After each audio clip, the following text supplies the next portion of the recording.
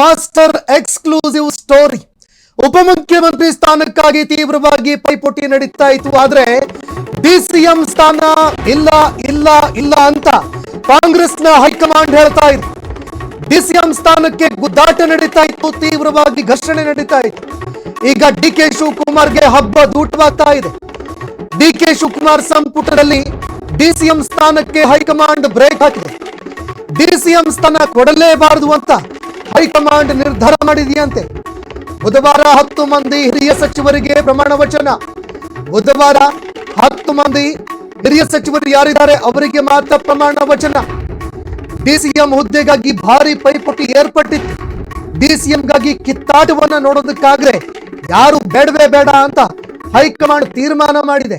ಯಾರು ಬೇಡ ಅನ್ನೋ ನಿರ್ಧಾರಕ್ಕೆ ಕಾಂಗ್ರೆಸ್ನ ಹೈಕಮಾಂಡ್ ಬಂದಿದೆ. ಈಗ ನೋಡಿ, ಈಗಾಗಲೇ ಡಿಸಿಎಂ ಡಿಕೆ ಶಿವಕುಮಾರ್ ಅವರು ರಾಜ್ಯಪಾಲ ಥಾವರ್ಚಂದ್ ಗೆಹ್ಲೋಟ್ ಅವರನ್ನ ಭೇಟಿಯಾಗಿ ಸರ್ಕಾರ ರಚನೆ ಮಾಡೋದಕ್ಕೆ ಹಕ್ಕು ಮಂಡನೆ ಮಾಡಿದ್ರು. ಆದ್ರೆ ಈ ನಡುವೆ ಎದುರಾಗ್ತಾ ಇರುವಂತಹ ಪ್ರಶ್ನೆ ಏನಂದ್ರೆ, ಡಿಸಿಎಂ ಯಾರಪ್ಪ ಅನ್ನೋ ಪ್ರಶ್ನೆ ಕಾಡ್ತಾ ಇತ್ತು. ಮತ್ತೊಂದು ಕಡೆ ಆ ಡಿಸಿಎಂ ಹುದ್ದೆಗಾಗಿ ನೋಡಿ, ಅದು ಸಾಂವಿಧಾನಿಕ ಹುದ್ದೆಯೂ ಕೂಡ ಅಲ್ಲ.